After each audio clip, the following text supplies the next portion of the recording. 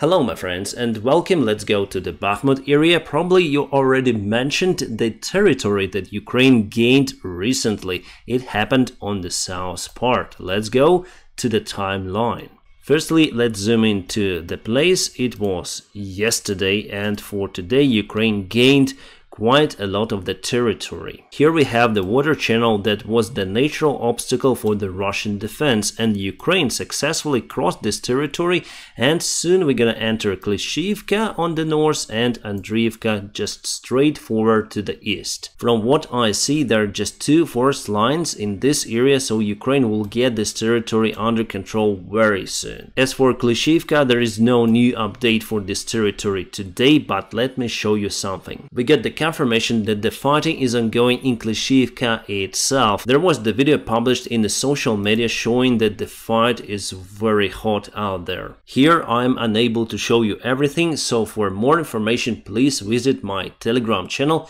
You may find the link for it in the video description just below. From the video I understood that Ukraine launched the massive artillery and mortar attack on the Russian positions in this village, and soon we're gonna enter there with our infantry. Speaking about the Andriivka village, it is smaller compared to Klishivka, and also, as I said to you, to get to that village is way more easier for Ukrainian forces than to Klishivka. To get to Klishivka, we had to take the control over the very important hills in this area, and now those are being controlled by the Ukrainian forces, and now it's much easier to move ahead, but Ukrainian forces are not risking with the lives of our soldiers, so mostly we use now artillery drones to demolish Russian positions, and finally, after all, we're gonna go with our infantry, as I say to you. But here you can see there is the other obstacle. It's the valley, and there is some sort of the river plus the lakes. This is the lower ground compared to Klishivka and obviously compared to this territory. So Russia may use this natural trench in this area. That is why it's important to take Andriivka at first and move ahead. It will be like this, bypassing the Russian positions over here. After it, Ukrainian forces will go to Opetne and to suburbs of the Bakhmut city. Let's go to the north of the Bakhmut city. Here is the standstill situation for a couple of days, but the fighting continues. I think that the main aim for Ukrainian army is to take Yahidne under control as well as Berhivka. It's very hard actually to take this small village under control. 1 month ago, Prigozhin told that Ukrainian army took control over Berhivka, but as you see on this military map, it's not truthful information. Ukrainian army still fights for this area, and the main target over here is to cut this road that leads to Slaviansk actually, and by cutting it we're also gonna cut this part of the Russian army, at least this one. Plus Ukraine moves from the north part over here, but here's just partial success. For the recent 2 days there's no any movement. At the same time, Russia tries to perform the assault operation near to Crimea. They really concentrate on offensive action over there. The main goal of this operation of the Russian forces is to cause Ukraine to send reinforcements from the Bakhmut area towards Crimea. I do not expect that Russia is really capable to take this part of the land under their control. Let's go now to the south, where Ukraine also moves near to Orikhiv. However, for today there was just clarification of the blue territory over here, so it was yesterday, it is today. It's being confirmed that the gray zone shrinks and our forces move ahead to Robotine. Why was it possible? Because the Russian convoy with backup was ambushed by the HIMARS rocket artillery system, and we have the video about it. Again, I will publish the full version on my Telegram channel, and here are just screenshots from this convoy. You can see artillery systems,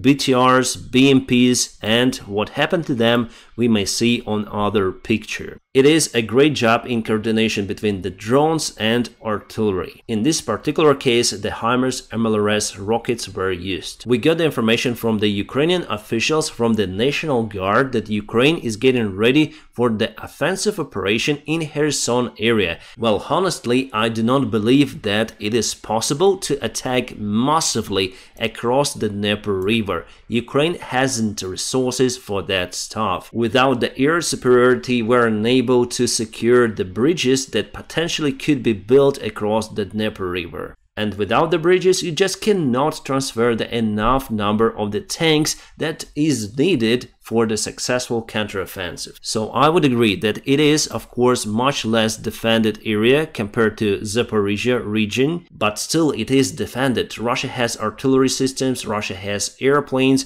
and helicopters that will demolish the patterned bridges that Ukraine may construct across the Dnieper River. We may use the smaller group of the soldiers, however, but how successfully would that be? Because if we go to Antonovsky Bridge over here, Ukraine controls this territory for quite a while, maybe 3 weeks already, and unable to move forward because of lack of the life force, supplies and vehicles. Antonovsky Bridge was destroyed, this bridge was destroyed, Kakhovka Dam was destroyed, so there is no any way how would you send the large number of the tanks across the river. We may try to use ferries, but again Russia has artillery and airplanes. They are trying to destroy those facilities in this area, houses, buildings and the bridge itself, the construction that is now like a shelter for our infantry in that area. So I won't take the bid that Ukraine will start the massive counterattack from this territory.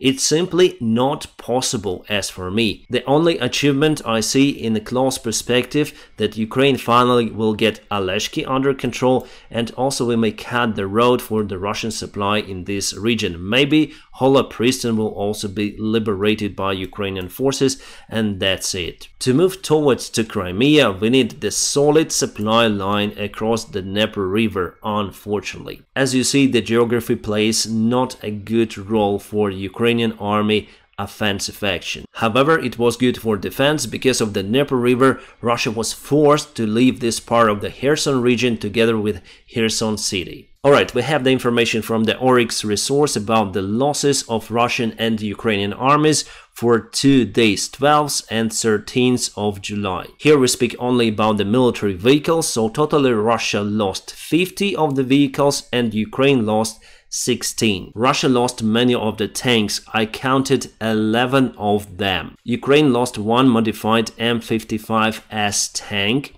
It is the first time we saw it on the front lines and unfortunately it was destroyed. There was the video published on the Russian resources. Our guys are fighting, but unfortunately our enemy is really strong. But overall, it's the miracle that Ukraine has much less losses compared to the Russian side, because Ukraine is now on offense. As the book says, we should have lost around 150 vehicles compared to the Russian 50 vehicles. But we lost 16. It's really a miracle. And also it means that Western weaponry is much better compared to the old Soviet or Russian-made weaponry. So for 2 days Ukraine lost 2 of the tanks, the rest are the armored vehicles mostly. As you can see, Oryx resource has the delay of around 2 days. They need to analyze the images and videos from the front lines and then they publish this information. But obviously there could be more losses hidden behind the drone camera. But the general ratio and numbers you may see from this table. The Western-made equipment is very robust. Here you can see the Bradley armored vehicle and the big hole in the side of this machine. This was the tank shot. The side armor was penetrated, the vehicle got damages, but it still runs. I shared this video on my Telegram as well. This is the Russian tank with the grill on the top. This is the new way to cook something, the Russian traditional kitchen. So as you can see, they cook something and for the same time vehicle continued to run. The better Russian kitchen tradition would be the turret to separate and fly away to the space. Alright, finally, Bulgaria sends the largest military help to Ukraine, this time around 100 BTRs. Yes, those are the Soviet-made, but still we need any kind of the equipment right now. The Russian army announced that decommissioning or scrapping one of their biggest ships, the nuclear cruiser Peter the Great. The ship will be written off after the repair of the same ship, Admiral Nahimov. Why this ship will be scrapped? Because it's very old and the repair would cost a fortune for the Russian economy. But the Admiral Nahimov, which as I say to you the same ship, is now on the maintenance but also has not a long resource left. However, as I told you in one of my videos 2 days ago, they were able to produce one more ship that is able to carry the caliber cruise missiles and also anti-aircraft systems. The new ship is half the size of this one, but nevertheless Ukraine needs to take care about the new one. I recorded the video 3 days ago saying that Russia lost one of the generals, one of the chief commanders of their army on the south. It happened in Berdansk, so Russian trolls said that it's fake, it's misinformation. So this is the video from the general's funeral. Actually proves that I was right, and here we can see even the photo of this general. Yes, this is the same person. So indeed, the Storm Shadow cruise missile may cause, how to politely say it, may cause funeral. Speaking about the military help that the Ukrainian side will obtain after the NATO summit, I would say it's extraordinary. What I like here most of all, that we'll have more infantry vehicles from the United States, more artillery shells, more cruise missiles, and maybe even helicopters from the Czech Republic. Plus the air defense systems from Germany and Norway, plus from the United States of America. They are now transferring some of the units from Taiwan to Ukraine. As you can see, we have, as usual, two of the leaders. One is the United States of America, #1. Thank you so much. Then it goes for Germany. We have even the Leopard 1A5 tanks from them. Plus 40 mortars. That's a lot. And from what I have seen so far, we haven't used them on the front lines. As for the United Kingdom, they will step in with the more engineering systems and engineering vehicles that we need for sure. Australia Bushmasters plus the surveillance airplane that will fly constantly close to Ukrainian border, and from Canada we'll have also armored vehicles. And there will be the pilot training. Many countries agreed to join the coalition to prepare our guys to fly F-16s. A special thanks to our Western viewers who support Ukraine. You are awesome. Oh my god, from hero to zero. Yes, this is Prigozhin in Belarus military camp. He is in his comfortable emploi actually, because he used to spend lots of the time in the Russian prison. So the conditions for him are much less exclusive compared to his villa near to St. Petersburg. However, I think that he will handle it, and it's not over actually. Because according to the information that leaked to the press, and the leak was done by Putin himself, Putin told Prigozhin and his army to join the Russian official military. But Prigozhin refused to do so, and it happened after the failed attempt of the military coup. Putin actually said that he wasn't able to convince the private military army to join his own army. But now that private army is in Belarus, and I saw the report from the Belarusian TV today, how they show that Wagner's already started the training of the Belarus soldiers. But potentially the Wagner army could be even equal to Belarus army. We're speaking about the number of the soldiers. Do I expect one more military parade towards Moscow from Prigozhin? It could be, but not in the nearby future. There is also the scenario for Lukashenko to launch that mission with the help of Prigozhin. Actually, it might happen because Belarus and Russia are well integrated into almost the same state. So why not to get rid of Putin and achieve the main goal to be the head of this big state, Belarus and Russia? It could be a conspiracy theory from my side, but everything is possible there, as you see. There was the interview of one of the representatives of the United States intelligence. His name is John Hirschhofer. He says that nowadays conflict in Ukraine went to the dead end, and sending the more powerful weaponry to Ukraine as the cluster munition and long-range Storm Shadow cruise missiles will not change the situation on the front lines in a close perspective. The Russian management still think that Russia may wait for such a long time that there will be no circumstances for them. So basically it means that the war may continue for quite a lot of time.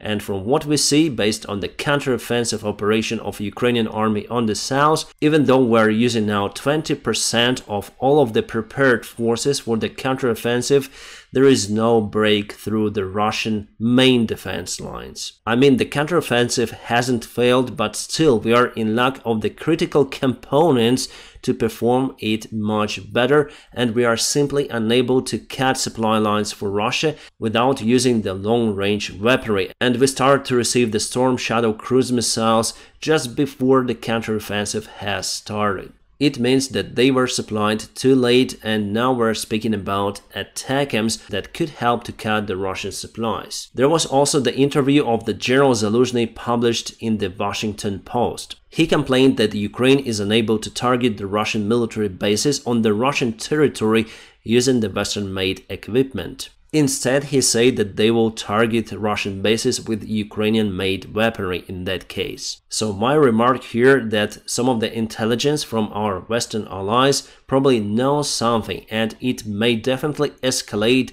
the war. Our allies are really afraid that Russia may start the war not only against Ukraine, but they may launch a couple of rockets, let's say, on the NATO country. After, for example, Storm Shadow destroys some of the military facility in Russia. They will do it just to check the reaction of the NATO countries. Russia wouldn't use the nukes for that attack, but it would be the firm response that everyone expected from what I see. In that case, NATO should react, but how? No one knows, and no one wants to take the responsibility for this escalation. That is why we are prohibited to use the long-range missiles on the Russian territory, let's say. In general, I wouldn't say that it is the good moment to mention or complain that we are unable to use the long-range missiles on the Russian territory, because now it's the critical for the ATACMS missiles. We should have the approval from the White House, and now they would see this interview,